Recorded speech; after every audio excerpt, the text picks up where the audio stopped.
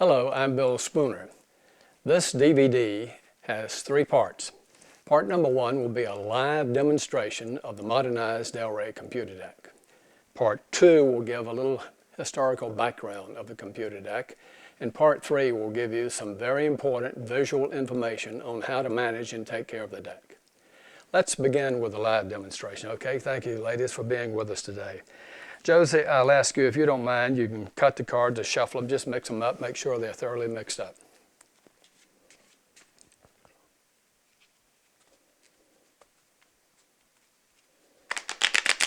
Wow, you shuffle better than I do. Good. Now, I'm going to ask you to select a card, okay? But you mustn't forget your card, because if you forget the card, the trick doesn't work, okay? I'll riffle through the cards and you just say stop anywhere you wish. Stop. See that card? You got it. Don't forget it, because I don't know it, but you're going to have to find it. What I'll do is cut the deck, give it a little shuffle. And by the way, this is very important. You don't see your card on or near the top, do you? It is not. Good. That's very important. Now, I'll ask you to cut the deck, and if you don't mind, just give the deck a cut. Fair cut? How about cutting this pile again? Fair cut? Cut a few cards off of that card too. Good. All fair cuts, right? But you don't know where your card is in these piles, do you? It's very important to verify that your card is not on the bottom of the deck. Do you see your card? No. I hope you don't, because it would be bad if you do, because the trick would be over. Now, this is a computer deck. It will help you find your card, believe it or not. It's the latest technology. Now, I have to have you think of your card and stare at that window and say it 3 times to yourself. You got it? Yeah. You notice I wasn't looking either. That's important. Now, I'm going to give you the computer deck and ask you to place it down on any pile you wish. It makes no difference. Just place it down anywhere. Notice nothing happened. That means your card's not in that pile. Try another pile. Not in that pile either. Try another pile. We're getting close. Not in that pile. One last try. Give it one last try. Uh-oh, it thinks your card is in that pile. Look, it's now verifying that your card is in that pile. When it finishes verifying, it will actually count down to the exact number your card is. It's counting, it's found it. I think it's got it. Your card is at number 8, the 8th position in the deck. Amazing, isn't it? I know you're skeptical at this point in time. By the way, you mind blowing out the light? Thank you. We'll set the deck aside. Now look, watch closely, no sleight of hand. I'll take the card for the first time. Name your card. Jack of diamonds. The Jack of diamonds. 8th card down, the Jack of diamonds. 1, 2, 3, 4, 5, 6. After the 7th, the Jack of diamonds. And there it is, the Jack of diamonds, the 8th card down. It found your card. Are you amazed? Yeah. Fools me every time I do it. Thank you, ladies, for being with us this afternoon.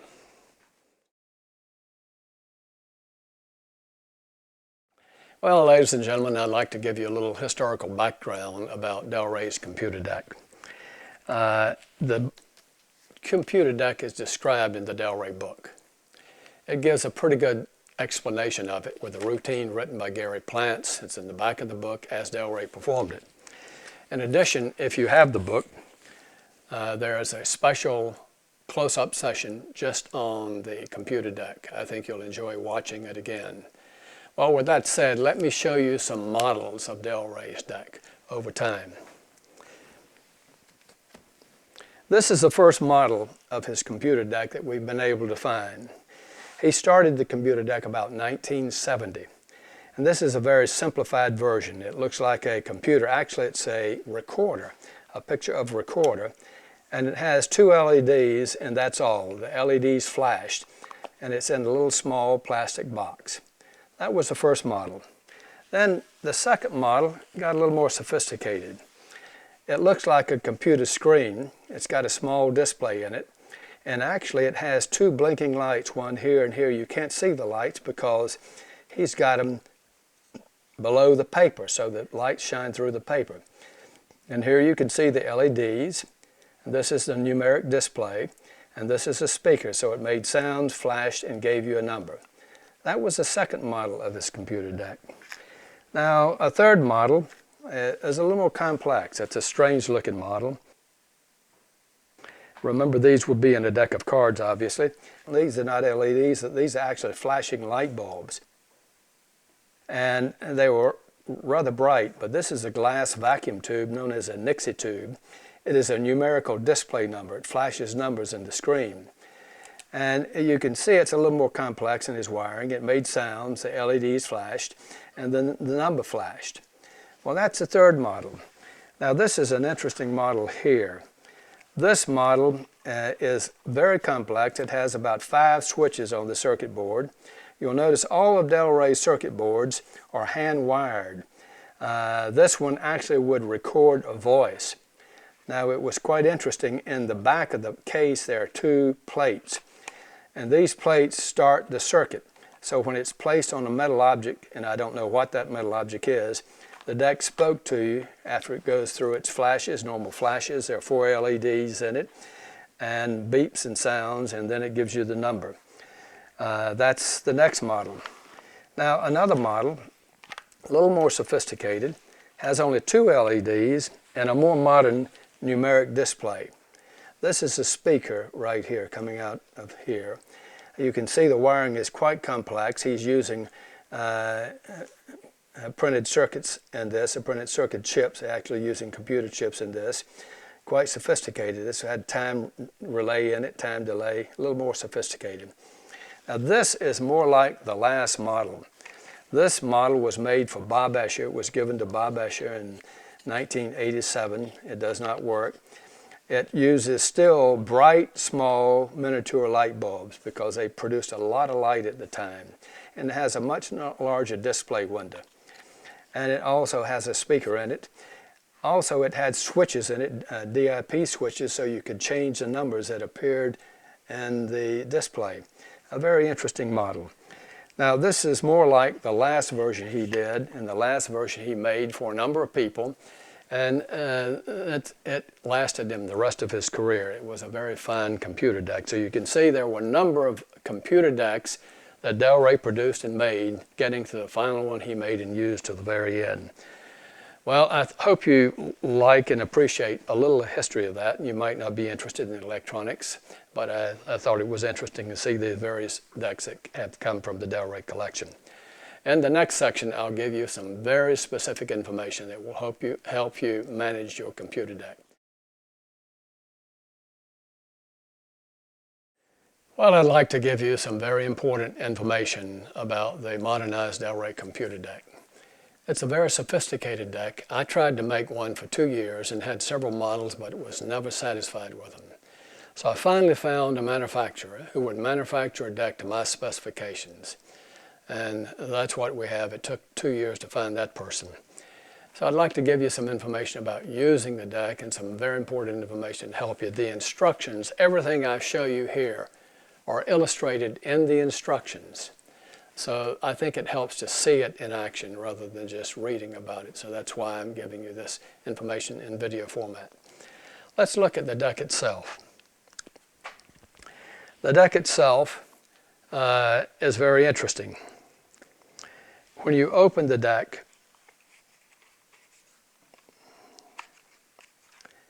and look inside, you can't see a lot, but you can see a connection. I'll point one feature out. It might be hard to see, but the pictures are in the instructions.